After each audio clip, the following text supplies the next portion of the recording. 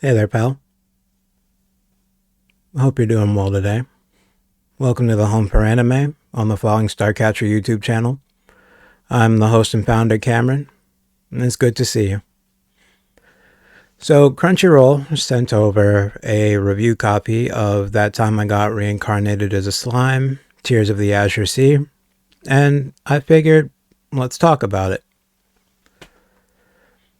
I'm a fan of the Tensura series, That Time I Got Reincarnated as a Slime.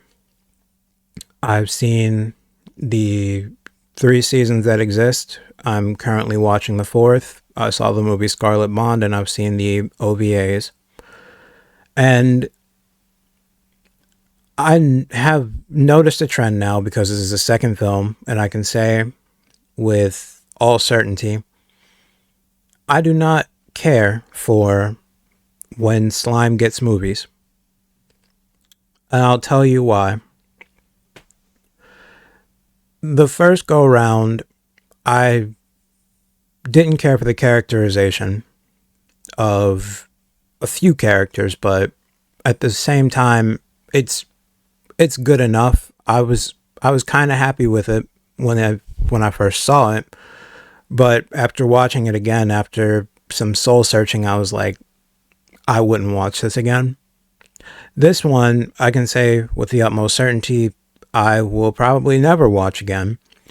And this takes place after the mixed bag that was season 3. It sees Rimuru Tempest and his friends go on vacation on a resort island, and at the same time, there's a woman named Yura who has stolen an ancient artifact, and there are a lot of people hunting her down to try and get it back.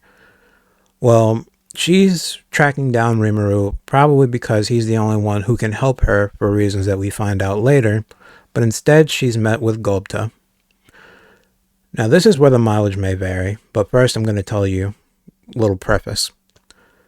One thing that I really like about the Tensura series is that it gives you a lot of time to spend with other characters.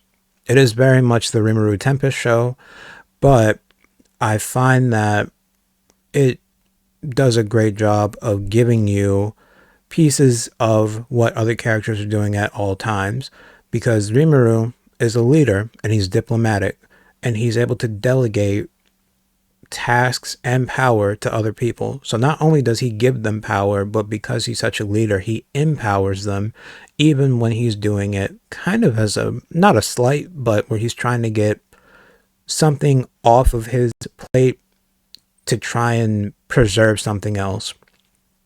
It happens a lot more than you would think. And one character in particular that I'm thinking of is my favorite, which is Shion, which for a while I didn't care for Shion, but they gave her enough development, enough time where I'm like, this is just a precious, precious character. So they do that for a lot of characters. And the one that I was I was surprised until I saw this movie. I realized never got much exploration was Gobta. And to be perfectly honest, Gobta is sometimes a hit, sometimes a miss for me. He is a relatively capable fighter, but he hides behind cowardice a fair amount of the time. He's not afraid to play dirty, but he also likes to run away. He's a very jokey character. He's a gag character, basically. He's the butt of a lot of jokes.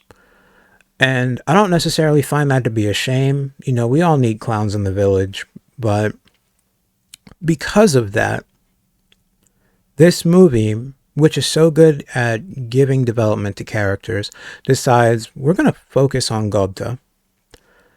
And that's where the mileage may vary. If you don't care for Gobta based on the 3 seasons of slime that we have so far, if you don't like Gobta, then you're not going to like this movie.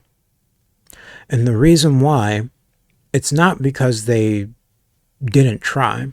They put him in a very, very serious role. He's the central focal point of this movie. It is him who acts as a protector for Yoda. It is him who, after a day, is in a, I don't want to say relationship, but they've fallen for each other, which is Disney logic, which I don't like. That whole we spent the day together and now we're in love. That happens here. I don't care for it, and that's what they do here.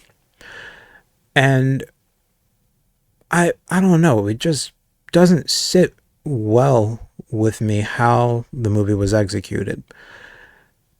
Plot wise, because the way that things progress, in a few ways, obviously, that I can't say anything about because the movie comes out this Friday, they just,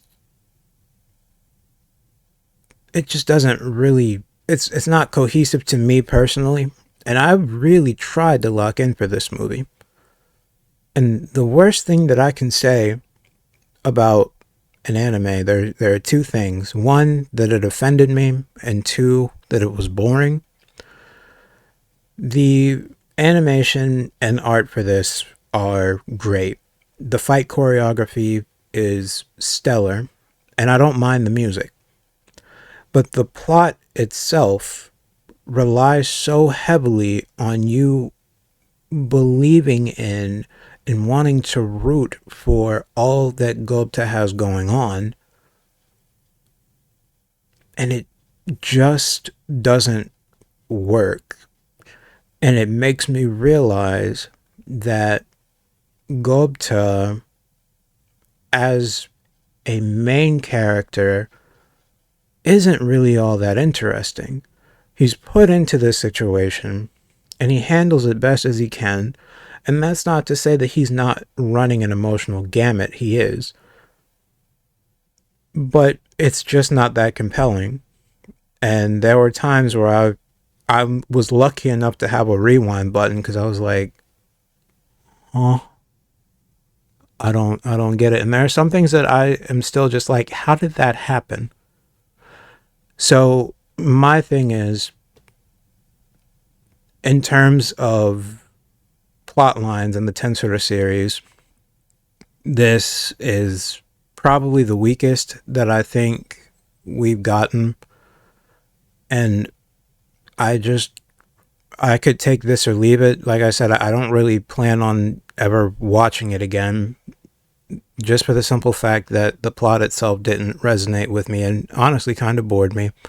But if you like slime, and that was my rage that shook the camera. And if you like the action that slime always delivers on, thanks to 8-bit, then you will probably get a little bit of mileage out of this. If you like Gupta, great. You'll really appreciate this, even though it's a situation that you know that they would never, ever dare put him in the main story. But I still say give it a watch. Tears of the Azure Sea is going to be in theaters this Friday, May 1st. And I think it's worth watching. So I hope that you do watch it if you like slime. If you don't like slime, maybe if you don't like slime, don't bother. If you don't know much about slime, watch probably the first. No, actually, you should probably watch all 3 seasons because it's not like One Piece where as long as you know the crew members, you'll be fine. There are actual plot points in Tensura that you have to follow for the movies to make sense. So if you don't have the knowledge of these 3 seasons of anime, then a lot of this isn't going to make sense to you. And in that regard, I guess you could say that it's kind of inaccessible, which is kind of unfortunate. Because admittedly, that's the type of thing that got me into One Piece. One Piece film Red, which is over 20 years after it started. I could still just jump in. This, not so much. So get your slime knowledge up if you want to watch it. But I wouldn't blame you if you didn't. But that's okay. Maybe they'll get it right on the 3rd one. And thank you, Crunchyroll, for sending this over. And to everyone, I hope that you take care and that you stay safe. Bye.